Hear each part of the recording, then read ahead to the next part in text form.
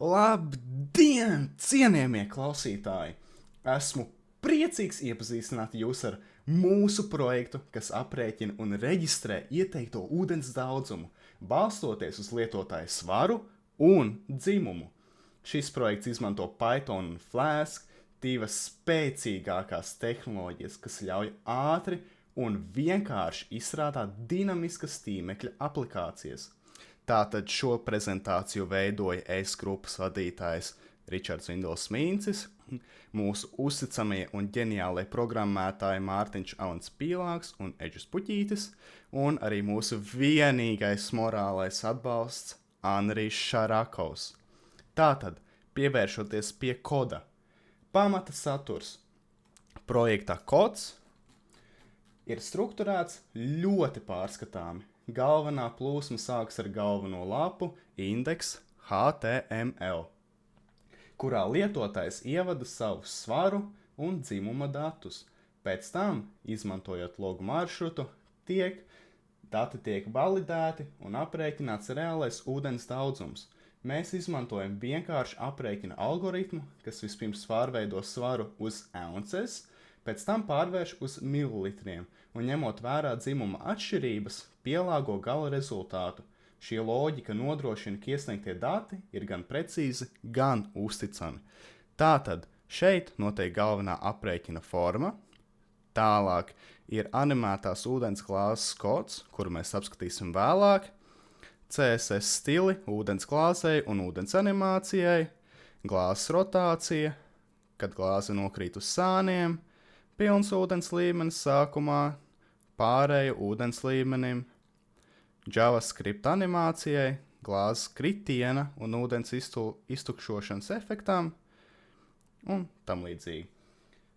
Tātad tālāk ir mūsu base kods, mūsu error kods un mūsu result kods.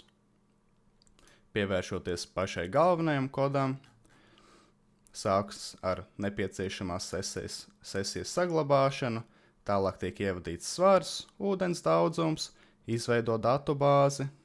Ja svars nav derīgs, atgriež none, ko mēs arī redzēsim tālāk aplikācijā. Šeit tiek pārbaudīts, vai ir aizpildīti visi lauki, saglabā rezultātu sesijā, ņemam rezultātu no sesijas. Tātad, pievēršoties mūsu aplikācijai, dizains ir ļoti minimalistisks, kas dod šo profesionālo priekšstatu par šo aplikāciju, līdz ar ko rodas tāds uzskats, ka šī aplikācija ir tiešām kvalitatīva. Tātad, pamēģināsim neaizpildīt nevienu lauku, spiežam aprēķināt. Mums to neļauj, labi, ierakstu svaru kilogramos. Mēģināšu neaizpildīt dzimumu. Joprojām ir tā pati kļūda. Tātad ir jāizpilda visi lauki, ko mēs apskatījām iepriekš kodā. Spiežam aprēķināt. Un ļoti ātri, ļoti veiksmīgi tiek iegūts ūdens daudzums, kas, piemēram, man ir jāizdzer ikdienā. Tātad, atgriežoties, var arī redzēt mūsu ideālo animāciju, kura nekad, garantējam, nekad nevar apnikt, ar kur vienmēr var pavadīt laiku spēlējoties šajā aplikācijā. Wow! Tātad, nobeigumā vēlos teikt, ka šī tehniskā iniciatīva demonstrē, ka ar nelielām, bet rūpīgi izstrādātām funkcijām var radīt risinājumu ikdienas veselības uzturēšanai. Esmu pārliecināts, ka tādas mazas inovācijas var iedvesmot mūs visus virzīties uz priekšu tehnoloģiju pielietojumā un veselības jomā. Ar šo, cienījamie klausītāji, es arī savu prezentāciju beidzu.